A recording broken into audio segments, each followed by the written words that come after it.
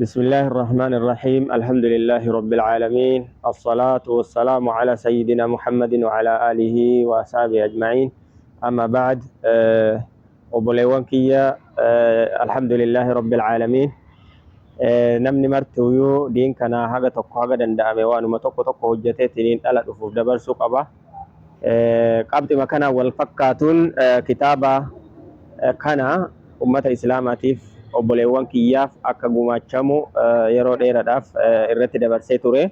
Alhamdulillah amma guyyaa adeemsi hunduu xumurameet caamsaa ji'a 9ffaa guyyaa 3 yuunivarsiitii Imaamu Shaafi'iitti kitaabni kun akka eebbifamee ummata islaamaa harka ga'u mata dureen isaa naamusa daa'iwwan islaamaa jedha.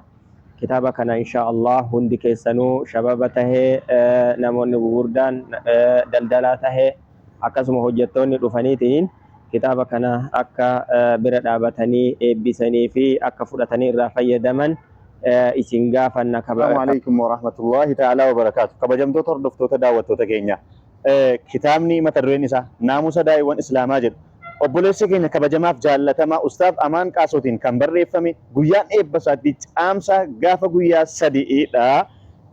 Yuunivarsiitii Imaamu Shaafi'iitti kan eebbifamu ta'a jechaadha. Ganama gaafa guyyaa sana achitti wal haa agarru. Kitaaba kana gumaachinee, tumsinee, bareechinee bira dhaabbannee eebbisnee fi kitaaba kana irraa haa fayyadamnu isiniin jedha. Wassalaamu alaykum wa rahmatullahi wa barakatuh. Bismillah wassalatu wassalamu ala rasulillah wa ala alihi wa sahbihi amma ba'd. Assalamu alaykum wa rahmatullahi ta'ala wa barakatuh. Obboleeyyuu kiyyaa yoo harka fuunecha akkuma beekamu oduu gammachaa isiniif qabadhee dhufe har'a oduun gammachaan sun maal yoo wagga jettan kitaaba akkaan jaalatamaa fi kabajamaa maqaan isaa naamusa daa'iwwan islaamaa kan jedhamu Ustaaz Amaan Qaasoo yookiin Sheekh Amaaniin kan qophaa'e qophiin isaa raawwatamuudhaaf guyyaa 3 caamsaa ji'a 9ffaa guyyaa 3 magaalaa Adaamaa aanaa Irreecha ganda Duwwaa 9 keessatti eebbifamuudhaaf daa'in kenna jaalatamaa fi kabajamaan akkanarraa hin hafne waan jedhuuf dhaamsa isaa akkanarraa namne iddoon itti walgeenullee yuunivarsiitii Imaamu Shaafii yookaan jaami'aa Imaamu Shaafii kan jedhamu ganda Duwwaa 9 keessatti kan argamu. Kanaaf akka guyyaa san irraa fayyadamnu gaddaa fi gammachuus uummanni islaama waliin dabarfata waan ta'eef nurraa hin hafina isin jedhina. Assalaamu alaykum wa rahmatullahi ta'ala wa barakatuh. Bismillah salata wa salam ala rasulillah wa ala alihi wa ashabihi wa man wala wa ba'd inshallah hordoftoota keenya marti keessanuyyu kitaaba gartee kaamotu naamusa daa'ii gartee ka islaamaa kitaaba jedhamu inshallah obboleessa keenya Amaan Qaasootiin ka gartee ka qophaa'e guyyaan gartee ka eebba isaa.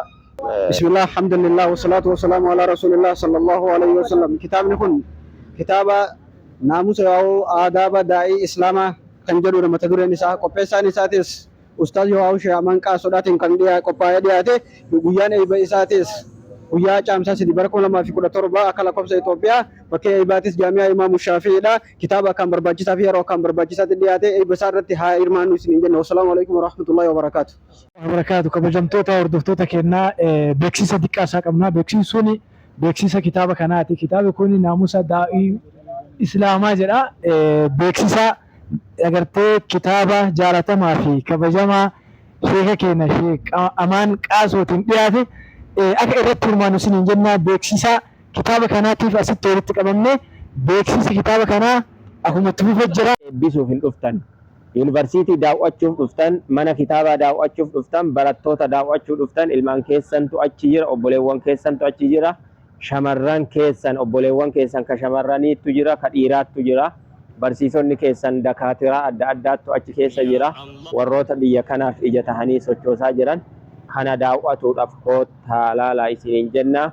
Piroodaaktii kennallee nurraa fudhaa fayyadamaa isiniin jenna. Jazakumullahu khairan. Wassalaamu alaykum wa rahmatullahi wa barakatuh.